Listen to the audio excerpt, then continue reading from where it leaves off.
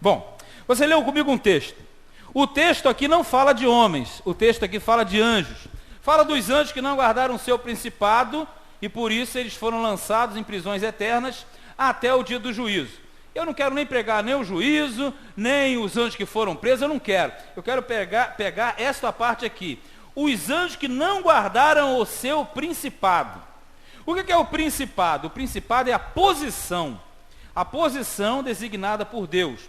E eu também não quero tratar a respeito de condenação, porque você sabe muito bem que a condenação aqui é uma, para você é outra. Você não tem risco de inferno, hein? Pelo amor de Deus. Se você tem isso na cabeça ainda, joga isso fora. Cuidado que esse talibã maluco aí fica metendo terror em você, onde tu fica salvo, outro dia condenado. Já era. Aqui está falando dos anjos, no estado original, que foram designados com uma missão à terra e não guardaram essa missão. E realmente, eles foram condenados ao inferno, uma parte do inferno, e eles estão aguardando o dia do juízo. Mas ali é para os anjos que não guardaram o seu principado. O homem é diferente, o homem é outra história. Nós estamos tratando com o homem salvo, nascido de novo, predestinado e eleito. Algo que eu quero pegar aí sim, eu quero pegar esta parte aqui, ó. Os anjos que não guardaram o seu principado. Aí é que eu quero trabalhar. Porque isso aqui quer dizer que eles não guardaram a sua eleição. Eles não guardaram a sua eleição. Porque é aí que mora o perigo. É aí que mora o perigo. Por isso que hoje nós vamos fechar com a eleição, tratando em cima justamente dessa chamada divina nas nossas vidas, que nós devemos valorizar da melhor maneira possível. Porque é aí que mora o perigo. Se você não guardar a tua eleição, você não vai para o inferno não, pode ficar tranquilo. Mas o problema é que tu vai passar aqui na terra sofrendo, não vai desfrutar absolutamente nada e nunca chega na posição que Deus preparou para você. É esse que é o detalhe. Crente que não entende a sua chamada, a sua eleição, o seu principado, ele não vai para o inferno. Ele não vai para o inferno. Mas ele não vai entrar na terra prometida dele. Consegue compreender?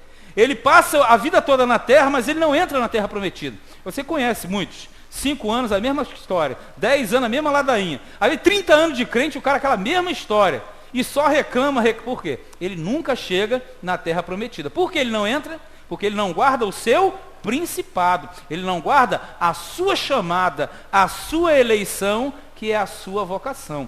Quanto aos anjos, não. Eu peguei os anjos só para você entender que eles não guardaram a sua posição designada por Deus e automaticamente eles foram condenados. O nosso caso é diferente. A nossa condenação não vai ser o inferno, não. Eu acho que o pior inferno é o cara na vida viver como se estivesse morto. E você vê os crentes assim. Você vê, porque eles automaticamente eles são chamados por Deus, mas eles por não guardarem a sua posição, eles passam a viver nesse, aí sim, um inferno que aí é aqui na própria vida. Ele nunca entra na terra prometida, ele nunca alcança posições privilegiadas por Deus. Então o que eu quero aqui nessa parte introdutória é que você entenda que nós devemos valorizar a nossa chamada. Se Deus nos chamou, maravilha, nós devemos dar sempre o nosso melhor para Deus. Agora sim, abra sua Bíblia em Êxodo capítulo 3. Êxodo é famoso, eu vou pegar aqui 3 eleitos de Deus que, graças a Deus, guardaram os seus principados. Eles guardaram a sua posição original. O primeiro deles é Moisés, no capítulo 3 do livro de Êxodo. Você deve conhecer o Moisés. Moisés é famoso. E o Moisés, ele foi eleito, ele foi chamado por Deus. Mas ele guardou a posição? Guardou. Ele guardou. Só que você percebe, quando Deus o chamou, ele teve aquela rateada. Essa rateada é normal. Isso não quer dizer que a pessoa, ela não é de Deus, mas quer dizer que ela tem medo de assumir uma responsabilidade. Olha o que acontece aqui em Êxodo capítulo 3. Ó. E apacentava Moisés o rebanho de Jetro, seu sogro, sacerdote em Midian. E levou o rebanho atrás do deserto e veio ao monte de Deus, a Horebe. E apareceu-lhe o anjo do Senhor em uma chama de fogo, no meio de uma sarça. E olhou, e eis que a sarça ardia no fogo, e a sarça não se consumia. E Moisés disse: agora me virarei para lá e verei esta grande visão. porque a sarça se não queima. E vendo o Senhor que se virava para lá a ver, bradou Deus a ele do meio da sarça e disse: Moisés, Moisés. E ele disse: Eis-me aqui. E disse: Não te chegues para cá, tira os teus pés, os sapatos de teus pés, porque o lugar em que tu estás é terra santa. Vamos lá. Deus apareceu para Moisés, história conhecida, você deve ter visto em filme, em desenho animado. Ele apareceu para Moisés. E o Moisés, ele está próximo à manifestação de Deus na sarça. Aí Deus falou: rapaz, tira o sapato do teu pé que a terra é santa. A terra era santa porque Deus se fez presente ali. E não porque a terra, o chão é santo, senão vira idolatria e misticismo, não cai nessa. Aí no 6 diz assim: disse mais: eu sou o Deus de teu pai, o Deus de Abraão, o Deus de Isaque, o Deus de Jacó. E Moisés encobriu o seu rosto porque temeu olhar para Deus. Aí ele ficou com medo. Quando ele soube que era Deus, o Deus de Abraão, de Isaque e Jacó, aí ele ficou com medo e tentou se esconder, tentou se cobrir. 7. E disse o Senhor: tenho visto atentamente a aflição do meu povo, que está onde? No Egito.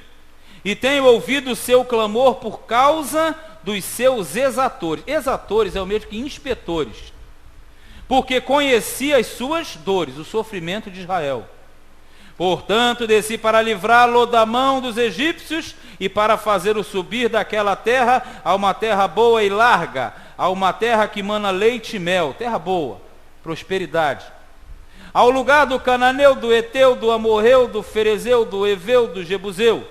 E agora eis que o clamor dos filhos de Israel chegou a mim. E também tenho visto a opressão com que os egípcios os oprimem. Vem agora, pois, e eu te enviarei a Faraó, para que tires o meu povo, os filhos de Israel, da onde? Do Egito. Bom, rápido, objetivo direto. Você leu comigo? Você acompanhou?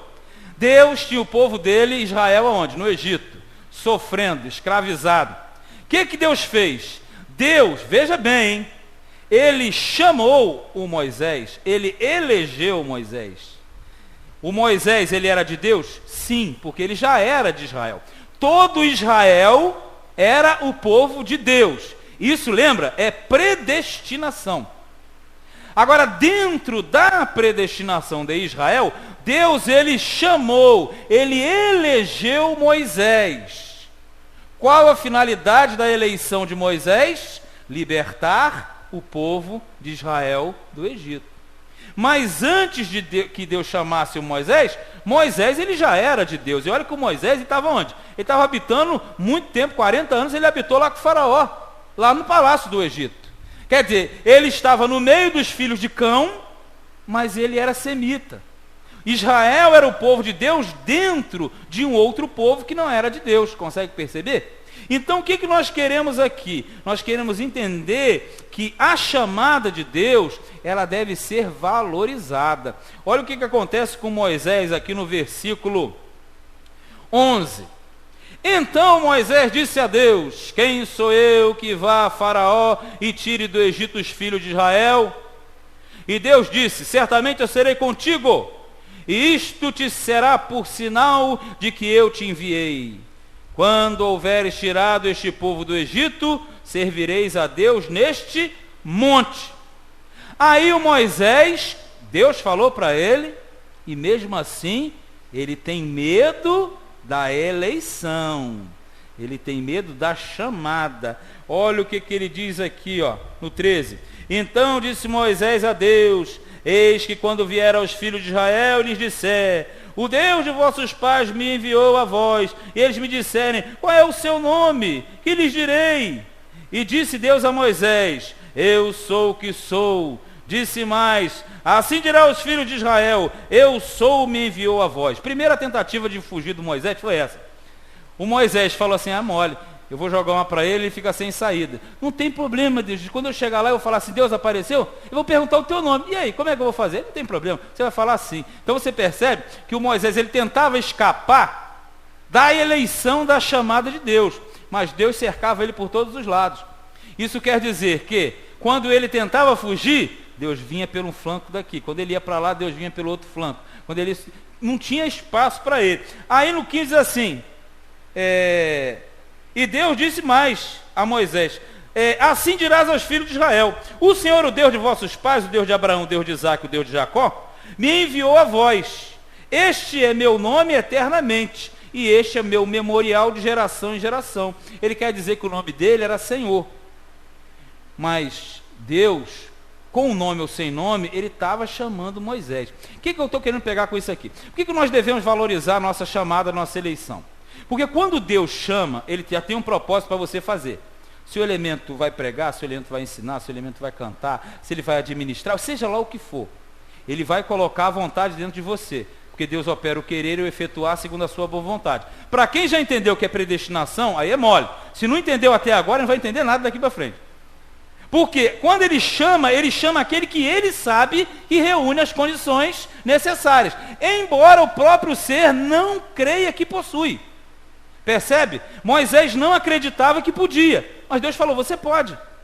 Porque o homem se acha inferior, mas Deus que fez o homem sabe a capacidade de cada um. Deus sabe a minha capacidade, a tua de cada um. Agora tem esse problema. O Moisés, que eu não vou ler tudo, porque eu já cheguei onde eu queria, o Moisés ele teve uma chamada, uma das mais importantes da Bíblia. Ser o libertador de Israel. Era fácil? Muito difícil. E a tua chamada e a minha não chega nem aos pés disso aqui. E às vezes a pessoa, assim como eu e você, o cara tem a chamada de Deus, ele relaxa e ele entra, como diz os talibã, ele entra na tal da prova de bobeira. Ele não entra na prova, ele entra na correção. Tem que falar para o talibã lá fora, quando ele fala, eu estou na prova, tu não está em prova nenhuma, querido. Você está na correção, porque você não quer andar de acordo com o que Deus traçou para a tua vida. Aí o cara começa a inventar um monte de coisa e fala assim, não, está sofrendo porque você sai da vontade de Deus. Foi o texto introdutório que eu li, lembra? Não se aparte da tua boca o livro da minha lei, mas antes medita nele dia e de noite, porque farás prosperar o teu caminho, então prudentemente te conduzirás. Então quando Deus ele traça um caminho para nós, ele quer que eu ande naquele caminho, nem para a direita, nem para a esquerda. Porque se eu saio para a direita, eu sou fanático. Se eu saio para a esquerda, eu sou extremamente largado. Não é nem largado, nem fanático, é no eixo, é no caminho reto. Moisés tentou fugir. Deus falou, não, você vai cumprir, porque eu vou. E você sabe a história, ele foi, e disse que não podia falar, e o Arão foi e falou por ele. Moral da história, o Moisés valorizou a chamada dele. E mesmo valorizando, Moisés tomou uma cipuada lá em Números, capítulo 20. Por quê? Porque em determinado momento ele não obedeceu um mandado de Deus. O que deixa para nós o exemplo de quê? De que nós que temos uma eleição, nós devemos ser vigilantes. Porque a qualquer momento eu posso deixar de fazer o que Deus mandou ou fazer além do que Ele mandou. São dois erros. Você erra por não fazer e você erra por fazer além do que Ele mandou. Aí tem muitos exemplos na Bíblia. Davi foi além. Os apóstolos queriam fazer cabana para Jesus, para os três lá no... O negócio é por aí. Então, nós devemos valorizar o que? A nossa eleição, a nossa chamada. Porque se nós não valorizarmos a nossa chamada, nós não entramos na nossa terra prometida. Aí você consegue entender porque tem tanto crente batendo cabeça e não entra na tal da terra prometida. Sabe por quê? Porque ele não encaixou ainda. E Deus até para preservar, porque se o cara entrar num caminho diferente, é igual se você chegar ali no, deixa eu ver aqui, São Cristóvão, todos os ramais passam dos trens. Se o cara entrar num trem errado, ele pensar que vai para Caxias, ou se ele vai para Japeri, se ele pegar uma linha errada, ele vai parar lá em Santa Cruz. É a mesma coisa. Às vezes você está na estação certa, mas tu pega o ramal errado. Tu pegar o ramal errado, tu vai bater em uma estação que tu nem sabe onde é que é. Já aconteceu comigo já. Eu não vou contar aqui por causa do tempo. Quer dizer, nós devemos estar na chamada de Deus, na eleição, mas na certeza de que estamos fazendo aquilo que Ele mandou. Fala com toda a calma, irmão. Faça o que Deus te mandou fazer. É o que Deus mandou, porque o nosso erro às vezes, ele é por excesso e não por carência. Se Deus falou assim, é hora de você parar, pare. A gente fala assim, eu não vou ficar parado. Deus falou, pare. É igual o sinal de trânsito, mandou parar, para. O cara tem que entender que Deus ele vai falar para você parar, avançar ou até retroceder. Então quer dizer, tem um momento que nós temos que parar para refletir o que vamos fazer no futuro. Senão você vai ficar andando, vagando, aí vai lá para as zonas, sei lá de onde, para onde os anjos foram também andar, lá no meio das trevas, é por aí que o cara vai. Bom, mas vamos lá. O Moisés guardou a sua chamada? Guardou. Vamos pegar mais um aqui. Juízes capítulo 6. Esse daqui, cara, foi tão enjoado, mas tão enjoado esse sujeito aqui, que eu, sinceramente, eu não teria muita paciência com ele não. Mas como Deus tem paciência com todo mundo, a gente entende qual é a situação. Porque Deus, ele compreende a nossa natureza. Deus, ele conhece a nossa estrutura e ele sabe do nosso potencial. Esse camarada aqui, em Juízes capítulo 6, o nome dele era Gideão. Gideão, ele recebeu uma chamada divina também para fazer uma grande obra. E ele também ficou cheio de medo, tentou sair de um lado, tentou sair do outro, pedia sinal toda hora, todo momento. Já não tinha mais o que Deus fazer para ele, o cara está lá. E mesmo assim, com toda a rateada dele, ele foi lá e cumpriu o que Deus tinha planejado para ele. Juízes 6 diz assim, ó: porém os filhos de Israel fizeram o que parecia mal aos olhos do Senhor. E o Senhor os deu na mão dos midianitas por 7 anos.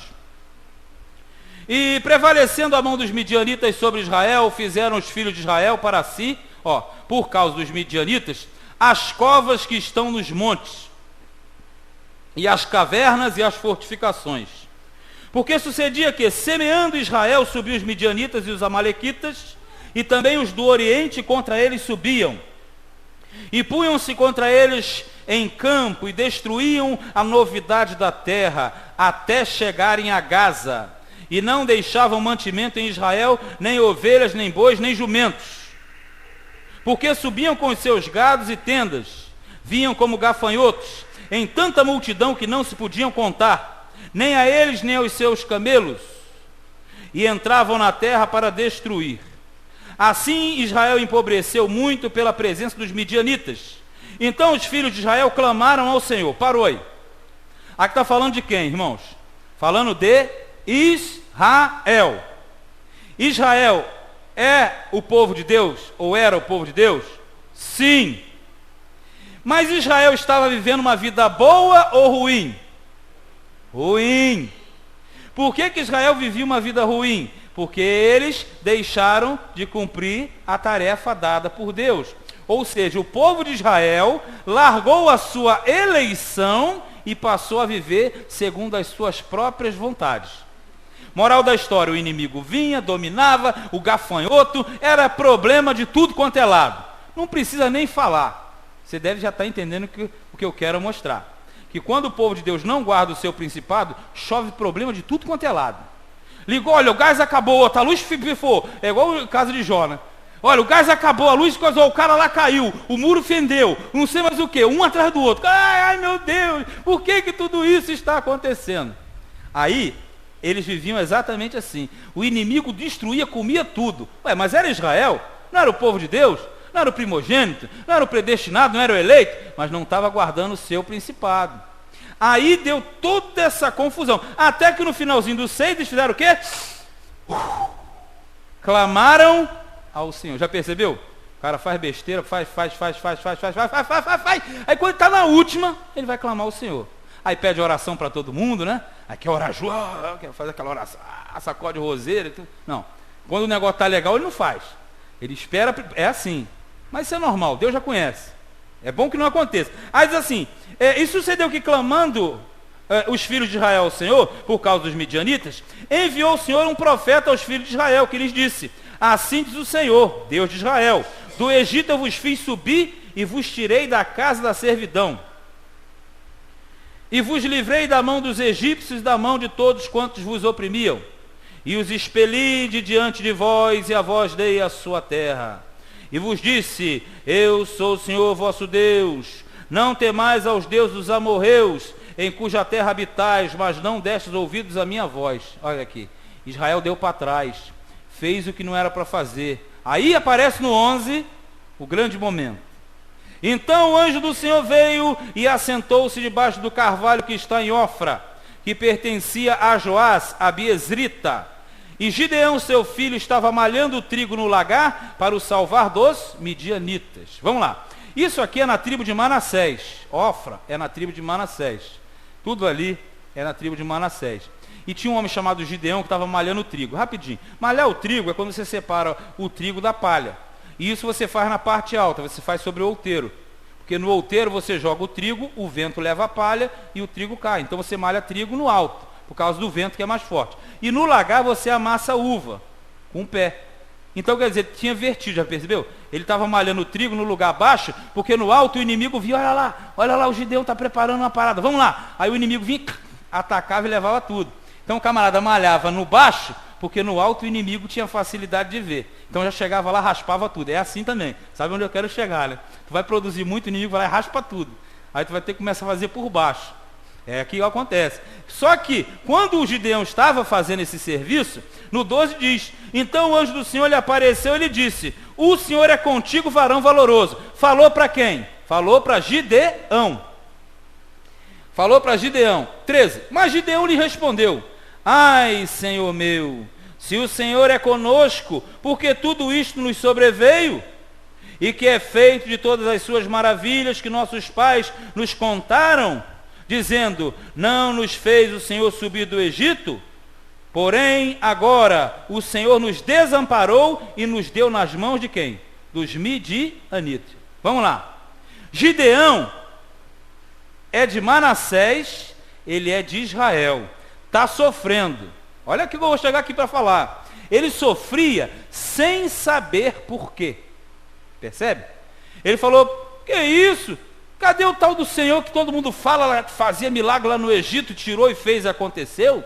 E nós aqui nessa miséria, nessa desgraça toda, como é que isso está acontecendo? O Senhor nos desamparou. Mas você conhece a história. O povo de Israel é que tinha abandonado a Deus. O povo eleito tinha abandonado a Deus e Gideão não sabia. Você pode falar assim, mas como Gideão não sabia? Irmãos, esse período não tinha leitura da lei. Esse é o período de anarquia em Israel. Foram 300 anos que o povo fazia o que dava na cabeça.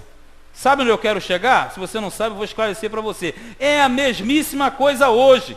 Você tem uma grande quantidade de cristãos, mas com conhecimento são pouquíssimos. Então o cara bota, ai meu Deus, já viu?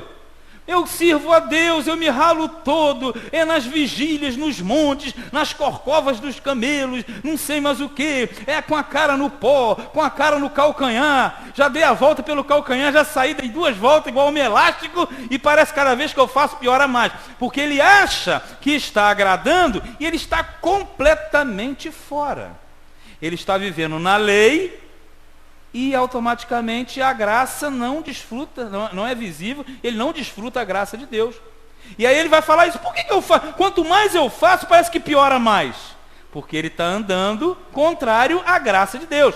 E diz lá em Gálatas, capítulo 2, você pegar o 2, 16, 17, 18, 19, 20, todos eles, você vai entender o seguinte, ali diz que a maldição da lei, se eu tento colocar a lei novamente, eu trago sobre mim a maldição da lei. Então você vai ver como é que o povo de Deus peca por ignorância. O elemento está suando 3 litros e ao invés de melhorar, está piorando. Por quê? Porque ele está andando contrário. Gideão era a mesma coisa. Como é que é isso? Falo desse Deus tão grande, que fez tantas maravilhas, mas não estou vendo nada. Estou vendo só desgraça, inimigo entrando, pegando o trigo, pegando tudo. Irmão, é a mesma coisa. Quando não se anda no caminho certo, você sai da eleição. E ao invés de virem coisas boas, vêm as coisas ruins. Aí, o que vai acontecer aqui no versículo de número 14? Ó? Então, o Senhor olhou para ele e disse, vai nesta tua força e livrarás a Israel da mão de quem? Dos midianitas. Porventura, não te enviei eu? Ó. A pessoa não sabe, eu digo por mim mesmo. Eu pensava na Bíblia que só tinha o Jó, mas não tem o Jó não. Eu inclusive sou assim. O que eu já fiz de coisas que eu pensava que era de Deus e não eram, porque era ignorância, e como vocês devem ter feito, e ainda devem até fazer, e outros que fazem também, é igual o Gideão. Você é eleito, você é escolhido de Deus, mas você não está caminhando conforme as Escrituras Sagradas. Quando nós temos uma eleição, quando nós temos uma chamada divina, nós temos que pegar o modelo correto e colocá-lo em prática. Eu não vou ler também que o Gideão é grande a história. Mas você sabe que o Gideão ganhou, venceu um exército enorme, com 300 homens, porque na verdade não eram os homens que venceriam, era o poder de Deus, e assim é na tua vida. Tu pode fazer de tudo, pode virar madrugada, trabalhar 3 vezes, serão, não vai prosperar. O que nos faz prosperar é a mão de Deus sobre nós. E a mão de Deus só fica sobre nós quando nós guardamos o nosso principado, percebeu? Gideão achava que não podia, era incapaz, mas ele foi e Deus trabalhou através dele. Tem gente que é assim, no dia que eu tiver, no dia nada, tem que fazer hoje, com a força que você tem. No dia que eu tiver um carro zerado, no dia que eu tiver uma condição boa, não. Se tu não guarda agora, o que não é fiel no pouco, no muito, não vai ser. Não vai. Quem não é fiel em 100, em 10 mil que não vai ser, em 100 mil, nunca. Esse papo é furado. No dia que abençoar eu comer, não vai começar nunca. Vai ser sempre jogo de empurra. Você tem que fazer com o potencial que você tem hoje. Com aquilo que Deus te deu agora. É o que está em Eclesiastes. Aquilo que vem nas tuas mãos faz conforme todas as tuas forças. Porque o dia de amanhã você não sabe o que vai ser. Moisés guardou? Sim. Gideão guardou? Também. Mas eu quero mais um. Bota lá em Atos capítulo 9. Esse aqui é famoso também. Atos capítulo 9. Hein? Isso para nós guardarmos a eleição. Atos dos Apóstolos, capítulo de número 9. Atos 9. Isso aqui fala da conversão de Saulo. Alô, som. Voltou. Já ficou curado aqui de novo. A conversão de Saulo.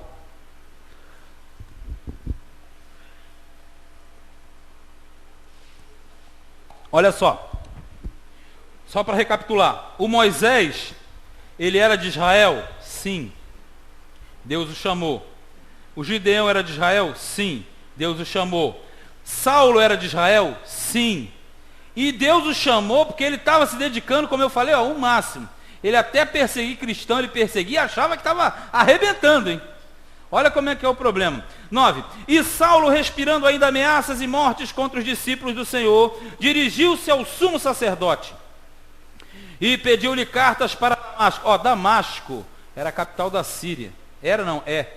Para as sinagogas, a fim de que se encontrasse alguns daquela seita, quer homens, quer mulheres, os conduzisse presos a Jerusalém.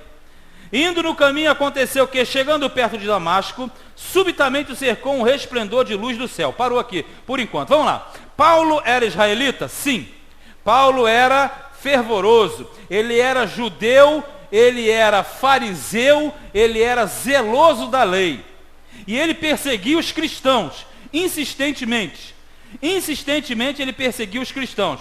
Consegue perceber ali? Só que tem um detalhe. Por que ele fazia tudo isso? Porque ele achava que estava certo, cara. Ele achava que estava certo.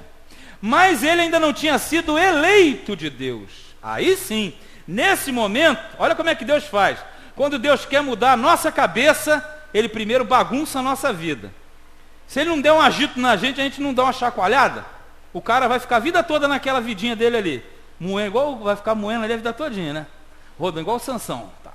Então Deus tem que dar uma chacoalhada no camarada, para o cara entender. O Paulo, ele, que era Saulo, ele mandava ver, estava perseguindo, achava que estava... O que aconteceu? Ele foi para Damasco, um resplendor apareceu, versículo 4. E caindo em terra ouviu uma voz que lhe dizia: Saulo, Saulo, por que me persegues? Olha a pergunta. Por que me persegues? Mas ele não era zeloso de Deus? Se ele era zeloso de Deus, por que ele perseguia? Aí tu vai lembrar de hoje, é a mesma coisa. Se você perceber, a turma que a gente chama do Talibã, né? O Talibã, ele é assim, ele vive de perseguir. Mas no dia que ele tem um encontro verdadeiro com Deus, aí a cabeça dele vai abrir, a casca vai cair, e vai ser igual o Saulo. Jesus falou assim: por que tu me persegues? Eu falei: mas peraí, como ele perseguia se ele era doutor da lei, israelita e fervoroso? Ele achava que estava servindo. mas não estava servindo. É a mesma coisa. Quando eu entrei no Evangelho, né, e me ensinaram, eu achava que estava servindo, e não estava. Eu não estava. Eu achava que estava. Então, se Deus não vai e muda o negócio, eu estava até hoje aí batendo cabeça.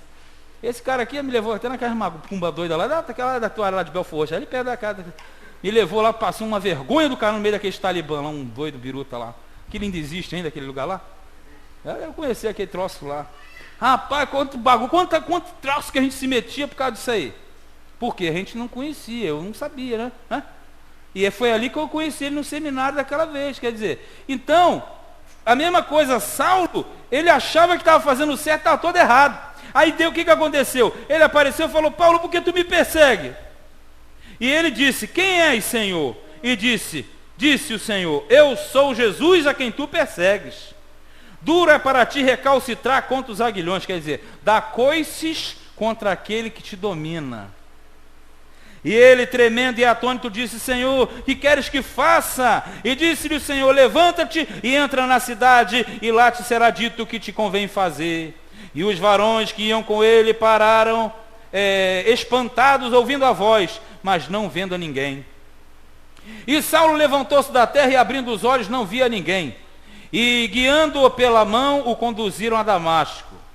E esteve 3 dias sem ver e não comeu nem bebeu. Aqui eu te falo aqui ele sofreu na pele. Que o fariseu, o saduceu, eles viviam disso aqui. É igual hoje. O cara vive na lei assim. Eu sei porque eu já fiz isso aí. Esse daí eu posso falar que eu já fiquei 3 dias sem comer e sem beber. Nenhum maluco, um demente. 3 dias sem comer e sem beber. Porque ninguém me ensinava e eu fazia o que dava na minha telha, né? Li esses textos aqui. Ali ele ficou realmente forçado pela situação. Tipo o seguinte, foi igual me contaram uma vez, eu não lembro agora quem foi, já tem tempo. De um camarada estava contando que não foi você não, né? Do negócio da comida. Falou que o cara tinha um trabalho dele e tudo mais, o cara não comia, a geladeira só ficava cheia, estragava comida e tudo. Era só jejum, só sem comer. Aí sabe o que acontece? O cara entrou, ficou desempregado, aí foi o oposto, não tinha comida. Aí esse camarada falou para ele, agora tu tá bem, né? Porque tu tinha e não comia, então agora tu não tá, agora jejua. Tipo o seguinte, Deus dá tudo pro camarada, ele em vez de encher a glória de Deus, obrigado que tu... Não, aí ele quer viver sem comer, estragando comida com gente precisando. Aí agora ele falou assim, então agora faz o seguinte, agora tu vai jejuar mais, cara, porque agora tu está desempregado, então agora tu aproveita e já fica direto jejuando. Então é mais ou menos aqui, ele pela lei, ele era zeloso, aqui não, porque ele ficou cego, ele foi obrigado a ficar 3 dias, mas não por guarda, ele ficou porque ele automaticamente entrou num estado de apreensão, porque ele precisava desse ponto aqui na frente, ó. Quer ver, ó? Aqui mais na frente, o 10, ó. E havia em Damasco um certo discípulo chamado Ananias, e disse-lhe o Senhor em visão, Ananias, e ele respondeu, eis-me aqui, Senhor. E disse-lhe o Senhor, levanta-te, vai à rua chamada direita e pergunta em casa de Judas por um homem de Tarso chamado Saulo, pois eis que ele está orando, aqui ó. E numa visão ele viu que entrava um homem chamado Ananias, e punha sobre ele a mão, para que tornasse a ver. Respondeu Ananias, Senhor, de muito ouvi acerca deste homem, quantos males tem feito aos teus santos em Jerusalém. Tipo assim, esse cara aí não presta, Senhor. O cara persegue crente, ele faz uma lenha danada em Jerusalém. Aqui. Disse-lhe, porém, 14. E aqui tem poder dos principais dos sacerdotes para prender a todos os que invocam o teu nome. E disse-lhe, porém, o Senhor, vai, porque este é para mim, olha lá, um vaso escolhido para levar o meu nome diante dos gentios e dos reis e dos filhos de Israel. Ó, aí se você parar e falar assim, mas peraí, mas ele já não era extremamente zeloso, ele já não fazia tudo, como é que só a partir de agora que ele é um vaso escolhido? Porque antes ele não era escolhido. Antes ele simplesmente era de Israel porque ele era de Deus. Mas ele foi eleito aqui. Aqui sim Deus o chamou, falou assim, esse cara, ele foi escolhido, e ele diz aqui, eu não quero me alongar, mas é o que dá coceira. Olha o que ele diz aqui, ó, para levar o meu nome diante de quem? Dos gentios. Quem são os gentios? Os estrangeiros. E dos reis, são os grandes. E dos filhos de Israel, Porque você sabe que Paulo, ele não pregou na terra dele, ele pregou para o mundo. Então quando você fala os filhos de Israel, olha a predestinação aqui embutida. Os filhos de Israel são os descendentes de Israel espalhados pelo mundo, como nós o somos também. Então ele está dizendo, ô Saulo de Tarso, você achava que estava certo e você não entendia nada. Agora eu te chamei para você fazer o certo. Olha como é que é a diferença. Ele já era de Deus, ele conhecia toda a lei, ele era extremamente zeloso, ele estudou com um homem chamado Gamaliel, que era o rabino mais importante do tempo dele, e ele não estava servindo a Deus, mas na cabeça dele estava. Agora Deus falou, não, garoto, agora você vai entender o que verdadeiramente é sofrer pelo meu nome. Porque sofrer pelo nome do Senhor é pregar a verdadeira palavra de Deus. Aí ele virou o negócio. Aí o caldo vira completamente. Ó, vira completamente a situação. Olha no 16. E eu lhe mostrarei quanto deve padecer pelo meu nome. Aí tu fala, então antes ele perseguia. Então ele achava que estava certo, estava errado. Agora que ele vai sentir. Aí ele vai falar assim, agora você vai ser perseguido, agora você vai passar a me servir. Então, quando você perseguir, tu não me servia. Agora que tu vai ser perseguido, agora você vai me servir. Mas, o que nós queremos tirar desse texto aqui também?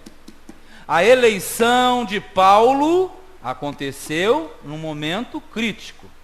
Não foi? Mas ele estava com a vida legal, não estava? Se não desse um problema com ele, primeiro que ele ficou cego. Ele tinha que ter um problema para parar. Ninguém para se não acontecer alguma coisa grave. Ninguém para se não tiver uma tribulação, um negócio. Tem que ter. Aí você vai parar, que você vai, mas peraí, Deus, por que será que eu faço assim, faço e não vai? Aí ele vai, agora tu chegou onde eu queria. Foi igual Moisés, foi igual Gideão. Nós devemos entender que quando alguma coisa não está dando certo, é momento de parar, orar e esperar a resposta de Deus, para nós fazermos a boa, perfeita e agradável vontade do Senhor. É por isso que a gente bate cabeça, mas por quê? Porque calma. Nem sempre quando a gente bate cabeça, Deus é pai, Ele não está te maltratando não, Ele só quer que você chegue ao entendimento que Ele quer, para a nossa boa vida. Quando você é rebelde, Ele vai deixar, aí chega uma hora que Ele é igual criança, sempre fala aqui, né? Tá bagunçando, então corre, vai lá, se joga na lama, no lixo, depois uma hora vai ter que entrar dentro de casa, uma hora vai ter que entrar, e se entrar, a porca vai torcer o rabo lá, só se tiver a câmera escondida agora. É a mesma coisa. Então, o crente é assim, Deus deixa quebrar bem a cara, quebra, porque Ele sabe que um dia vai voltar. Um dia vai voltar. É igual o filho pródigo, se quebrou todo, mas ele voltou. Nós devemos evitar isso. Nós devemos ser obedientes no tempo bom, porque no dia mau, aí você vai ter uma consequência que não era para entrar no script. É aquilo que nós sempre falamos, lembre-se, predestinação é natureza. Eleição é chamada. Agora a nossa responsabilidade, Deus não vai fazer assim comigo, um anjo vai vir me carregando aqui, igual um boneco para vir para a igreja, não. Eu boto força, eu caminho, eu falo, eu preparo o texto. O anjo, nem um querubim, chega aqui e já dá tudo. Não é. Não é. Essa parte é minha, a nossa parte Deus não faz. E é isso que a pessoa, às vezes, ela entra pelo cano. Ela não entende que o lado que ela tem que fazer, somente ela vai fazer. Mas para fechar o negócio, 1 de Pedro, capítulo 2. Isso aqui é rapidinho. Para fechar, 1 de Pedro, lá na frente, capítulo de número 2. 1 de Pedro, capítulo 2, versículo 8. É isso? Olha só, para a gente entender aqui, ó. E uma pedra de tropeço e rocha de escândalo para aqueles que tropeçam na palavra, sendo o quê? Desobedientes, para o que também foram destinados. Olha, isso aqui é predestinação pura. Está falando que o elemento que cai na pedra de tropeço, a pedra é Cristo. Ela é pedra de tropeço para aqueles que não automaticamente creem nele. Versículo 9. Mas vós sois o quê? Geração eleita. Vós quem? A igreja. Nós somos geração eleita. O sacerdócio real. A nação santa. O povo adquirido. para que anuncieis as virtudes daquele que vos chamou das trevas para a sua maravilhosa luz. Veja, ele nos chamou das trevas para a sua maravilhosa luz. Não adianta eu chegar agora na luz e ser um crente porcaria, rapaz. Não adianta. Eu tenho que valorizar o meu principado, a minha chamada, porque aí automaticamente eu vou trilhar o caminho bom e perfeito de Deus. 10. Vós que em outro tempo não erais povo, mas agora sois povo de Deus, que não tinhais alcançado misericórdia, mas agora alcançaste misericórdia. Somos nós. Ele fez tudo para mim e tudo para você. Se eu não valorizo isso, eu não estou valorizando a minha eleição. Aqui mesmo, mais na frente um pouquinho. 2 de Pedro, capítulo 1, versículo 10. Agora é para fechar. 2 de Pedro, capítulo 1, versículo 10. Na frente. Na frente, ó. 1, 10. Portanto, irmãos. Ó, como eu sei que ainda tem gente chegando lá, presta bem atenção no que a gente vai ler aqui, ó. Ó. Portanto, irmãos, quem aqui é irmão em Cristo, diga amém. Amém. Você não é irmão em Cristo? Olha só, portanto, irmãos, procurai fazer cada vez mais firme, ó, a vossa vocação. Então veja bem, se hoje eu tenho um estágio, no próximo ano que vai começar agora, eu tenho que estar melhor ainda. Eu não posso retroceder, tem que avançar. Isso que ele está falando, irmãos, você tem que estar numa a vocação cada vez mais firme. Ó, mais firme a vossa vocação e eleição. Então, cada vez mais firmes na vossa vocação e eleição, porque fazendo isto, nunca, jamais tropeçareis. É difícil de entender? Bom, para mim não é. Eu estou lendo e eu estou entendendo perfeitamente. Quanto mais eu valorizo a minha vocação, quanto mais eu valorizo a minha eleição, o maior beneficiado sou eu mesmo. Porque a minha vida melhora, a sua vida melhora. Quando nós não fazemos isso, aí você, ao invés de desenvolver, você começa a regredir no reino de Deus, na graça de Deus. E como eu falei, cada vez a Canaã, em vez de ficar mais perto, ela vai ficando mais distante. Mas eu sou de Deus, amém. Eu sou eleito de Deus, maravilha. Mas não valoriza a vocação e, ao invés de avançar, retrocede. E se eu ando para trás, eu não vou chegar no alvo. Então eu tenho que mudar o sistema, passar a fazer correto e partir para o abraço, porque a vitória sempre é certa em nome do Senhor Jesus. Fala, abençoado, você é um eleito de Deus e Deus te abençoou muito. É só fazer a cartilha, está aqui, ó. O beabá está aqui. Vamos fazer o beabá e o demais Ele faz por nós, amém? Curva a sua cabeça, Senhor Deus e Pai. Muito obrigado nesta noite pela Tua presença, Senhor. Pela Tua palavra, a qual o Senhor nos deste. Porque tudo que nós ouvimos aqui, Senhor, com certeza está plantado em nossos corações e vai prosperar, e vai brotar, e vai crescer. Porque nós aprendemos e desenvolvemos em nome do Senhor Jesus.